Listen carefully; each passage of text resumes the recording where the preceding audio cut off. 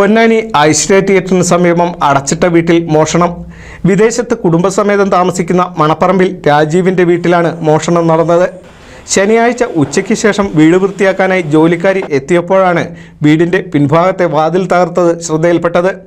തുടർന്ന് നടന്ന പരിശോധനയിൽ വീട്ടിലെ CCTVയുടെ ഹാർഡ് ഡിസ്കും മറ്റും മോഷ്ടിക്കപ്പെട്ടതായും കണ്ടു. വീടിനകത്തുണ്ടായിരുന്ന ലോക്കറിൻ്റെ വാതിൽ തകർത്ത് അതിലുണ്ടായിരുന്ന സ്വർണ്ണാഭരണങ്ങളും പണവുമാണ് കവർന്നതായി അനുമാനിക്കുന്നത്. ലക്ഷങ്ങളുടെ മോഷണം നടന്നതായാണ് പ്രാഥമിക നിഗമനം. ദിവസങ്ങൾക്ക് മുമ്പാണ് രാജീവിൻ്റെ ഭാര്യ ദുബായിലേക്ക് പോയത്. രാജീവും കുടുംബവും നാട്ടിലെത്തിയാലേ മോഷണം പോയത് എത്രയെന്ന് സ്ഥിരീകരിക്കാനാകൂ. തിരൂർ DYSPയുടെ നേതൃത്വത്തിൽ പോലീസ് സ്ഥലത്തെത്തി അന്വേഷണം ആരംഭിച്ചു.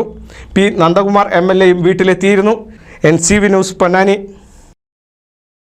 1000 വിവാഹങ്ങൾക്ക് ഒരേയൊരു ബ്യൂട്ടി സിൽക്സ്, എടപ്പാൾ, ചാവക്കാട്, തൃപ്രയാർ, പുത്തനത്താണി, പെരിന്തൽമണ്ണ.